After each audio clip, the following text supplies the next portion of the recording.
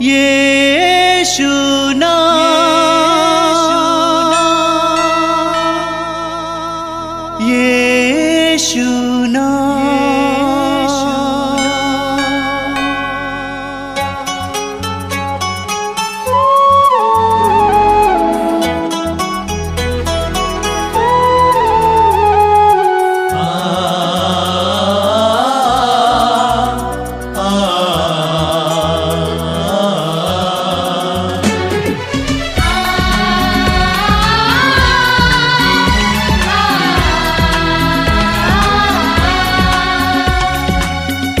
पूरब से पश्चिम तक, उत्तर से दक्षिण तक, पूरब से पश्चिम तक, उत्तर से दक्षिण तक, गूंजे गूंजे यीशु नाम, यीशु नाम। पूरब से पश्चिम तक, उत्तर से दक्षिण तक, गूंजे गूंजे यीशु नाम, यीशु नाम।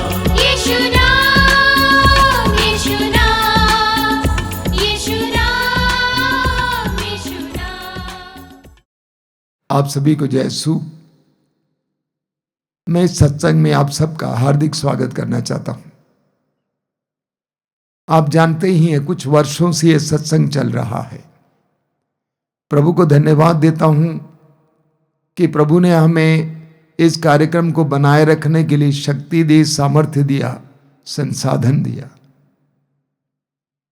मैं ये भी जानता हूं कि आपको इन कार्यक्रमों के जरिए बहुत सारी आशीषें मिल रही हैं। कई लोग कहते हैं कि हमें ईश्वर के वचन का मर्म समझ में आया है, हमें जीवन में दिशा मिली है, परिवार में शांति आई है, अलग अलग प्रकार के बुराई के बंधनों से आजादी मिली है, रोगों से चंगाई मिली है। सारा यश प्रभु को मिले। प्रभु जीवित हैं और कार्य करते हैं।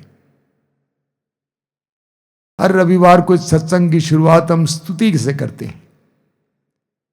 स्तुति के लिए हमारे जीवन में स्थान होना चाहिए, हमारी प्रार्थनाओं में स्थान होना चाहिए। मैं जानता हूं कि आप में से अधिकतर लोग पहले मांगने वाले थे। अभी मैं आपसे अनुरोध करूंगा कि स्तुति करने वाले बनिए। बाइबल में कई प्रसंग मिलते हैं जहां पर प्रभु के चुने हुए लोग ईश्वर की स्तुति करते हैं। सुसमाचारों में हम पढ़ते हैं जब लोग रोगों से मुक्त हो जाते थे, वे यीशु के पीछे चलते थे और ईश्वर की स्तुति करते थे। हमारे जीवन में प्रभु ने बहुत सारे वरदान दिए हैं। उन सारे वरदानों के लिए हम प्रभु को धन्यवाद हमें देने की जरूरत है। हमारा जीवन ही तो बहुत बड़ा वरदान है। प्रतिपल ईश्वर का वरदान है। हम सांस लेते हैं, ये ईश्वर की कृपा है।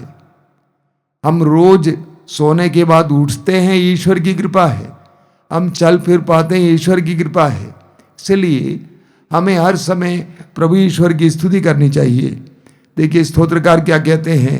स्तोत्र 33 में स्तोत्रकार कहते हैं, धर्मियों प्रभु में आनंद मनाओ, धर्मियों प्रभु में आनंद मनाओ।